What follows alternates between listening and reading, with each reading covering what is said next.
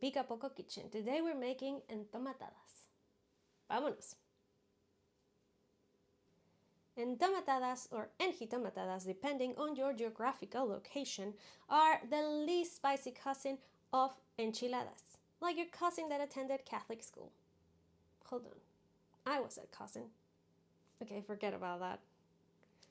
Each state and household will add an extra ingredient or a different ingredient, and they will be presented in different shapes. They can be rolled in the tortilla, they can be folded in half or folded in fourths, like in Tabasco, and which is the shape that I'm attempting today.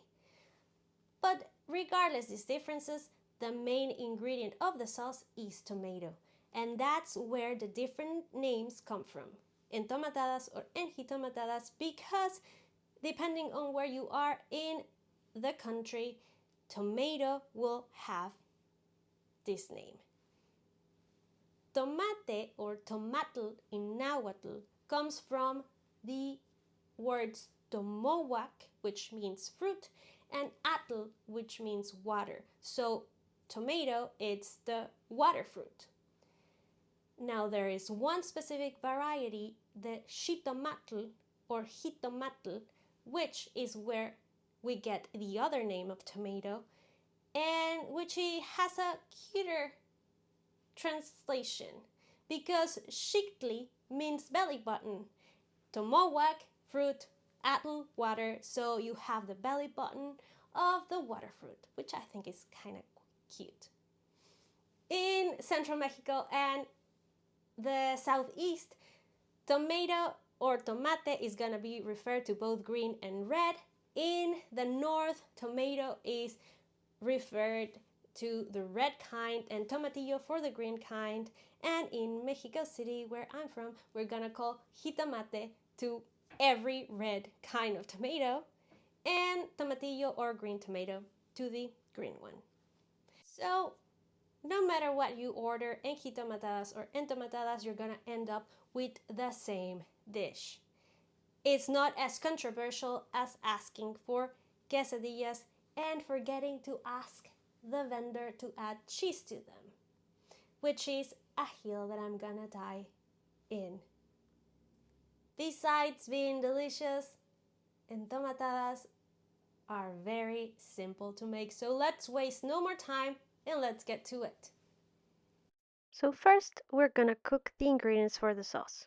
I'm gonna start with 1 jalapeño because I just can't go without spiciness, 1/4 of an onion, 3 garlic cloves, and 3 big Roma tomatoes that I cut in half. You can cook your ingredients in many different ways. You can put them in water on your stove, or you can roast them in a comal or a pan over the fire, but it's up to you. I like to choose the way that it's going to be easier to clean. Drizzle some oil over all of your ingredients and sprinkle salt and pepper. I'll cook them in a 400 Fahrenheit oven for 15 minutes. And this is how they turn out. As you can see, there is not more roasting, so you can leave them longer if you prefer. Let's transfer them to a food processor. I'm not going to add any water because my tomatoes are quite plump, so they're really not going to need it. And now, let's clean. To finish the sauce, we're going to fry it in a hot pan. And I have to tell you something. I wasn't wearing my apron because I didn't want it to get it dirty, so you could see it nice and clean. Well, that was a mistake because then this happened.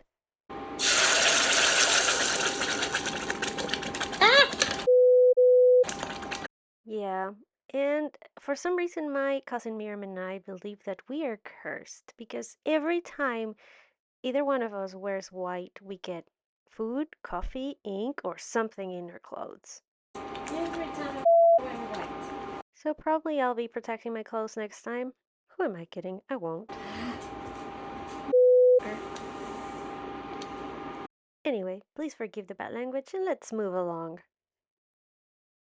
With the mess under control, it's time to adjust the sauce of thickness and seasoning. So depending on your preference, you may want to add some liquid to make your sauce runnier. I like to use chicken broth and I only use a quarter of a cup. Nothing else was needed. Then don't forget to test taste. And mine needed some extra salt and pepper, so I proceeded to add some.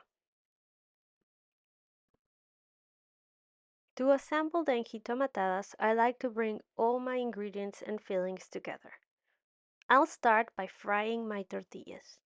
It is important to fry them because the top layer of the tortillas is going to become crispy and that will avoid them from falling apart once you add the sauce to them. Once your tortillas are golden in both sides, you can add some of the sauce. Some people like to dip them in the sauce and then bring them back to the pan, but I prefer to add the sauce in the pan with the tortillas so I don't contaminate my sauce with extra oil that it doesn't need. That way, if I don't finish the sauce for my dish, then I can save it and use it for eggs or something else later. Like I said at the beginning of the video, I'm gonna attempt to present them in the Tabasco way, which is folded in fourths, making a circle in the plate. Now, these particular two ones that I'm making right here are gonna be my lunch, so I decided not to do four because it was gonna be too much. Also, I learned that by doing it the way I'm doing it right now, it's kind of complicated. So after I make these two ones for my lunch, I will show you the proper way that, or the easiest way that it would be to present them properly. As you can see, my tortilla is just not folding and you have the risk of breaking it. Also, honestly, using the thongs is just not as useful as using your fingers. In the end, what are the fingers if not the thongs of the hands? So don't struggle, don't bother like I am. I just left these so you could see my mistake, but I will show you in a minute how you should have properly done it. This is later that same day. Now I'm hungrier and it's time for dinner, so I'm gonna make the full plate. I found out that by folding the tortillas in the pan helps them keep their shape. So fry them, then add the sauce, and fold them before filling them in and plating them. I also forgot, but you can add extra sauce in the bottom of your plate before adding the tortillas. Now that they are folded and keeping the shape, it's going to be easier to feel, and I am unapologetically use my fingers to do so because my hands are clean and because why not? Use whatever filling you want for your entomatadas. In this case, I'm going to use chicken, but like I told you, you can use cheese or any other fillings. You can even let them as is and just drench them in sauce and they're gonna be delicious. And now that my circle is formed, it's just time to dress them with the delicious sauce and make them officially entomatadas from Tabasco. I normally don't go for this style, but I don't regret it. My only suggestion would be to make your tortillas bigger and thinner if you're planning to do it this style, just because the tortilla will be folded easily. And now let's adorn our entomatadas with queso. I'm using queso fresco because it is more traditional and it is my favorite of these kinds of cheese. You could use cotija if you want a little bit sharper flavor, or if you want a milder flavor, you can absolutely go for freshly grated mozzarella. Then drizzle some cream. You know that I will always suggest you to use crema mexicana, but I understand that not everybody has it handy or not you're not gonna just buy it and not use it. So if you have other types of cream, go ahead and use that. I sometimes even use Greek yogurt diluted in some water because I always have Greek yogurt. Don't forget to add some red onion just to brighten it up and to bring some freshness. And of course, if you don't want to bother with the shaping, don't forget that we have the classic style of entomatadas, which is just folded in half. So fold your tortillas in half, fill them with whatever filling you want to use, and dress them the same way, and they're gonna be just as delicious.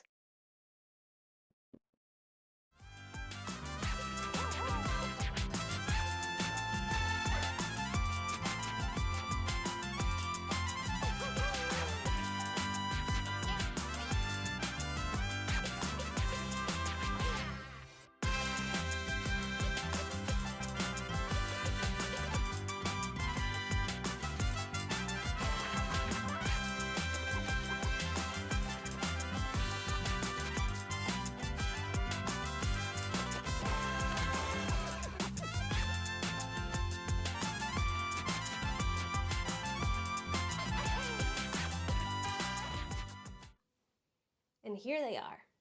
I'm gonna have only two because it's not dinner time yet.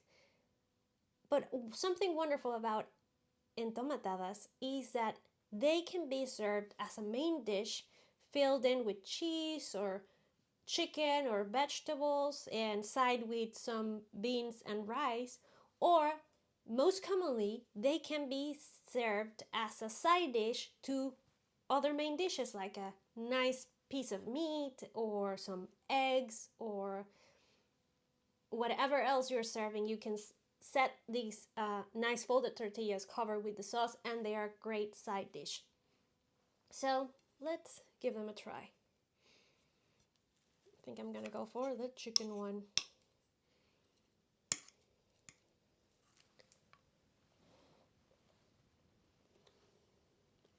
Mm-hmm. They really are simple and delicious. And really, adding the one jalapeno didn't make them spicy at all, but everybody has different spiciness tolerance, so it's up to you. Normally, kids love them because they're still not used to the spiciness, so this is gonna be one of their favorite. But also, if you're like my friend Ernesto, who cries if you add a little bit of spicy to food, then you're gonna love this one. So, if you like this recipe, please share it with your friends just like this video. Like, subscribe, and be notified. And for more, follow me on the socials. Adios, amigues.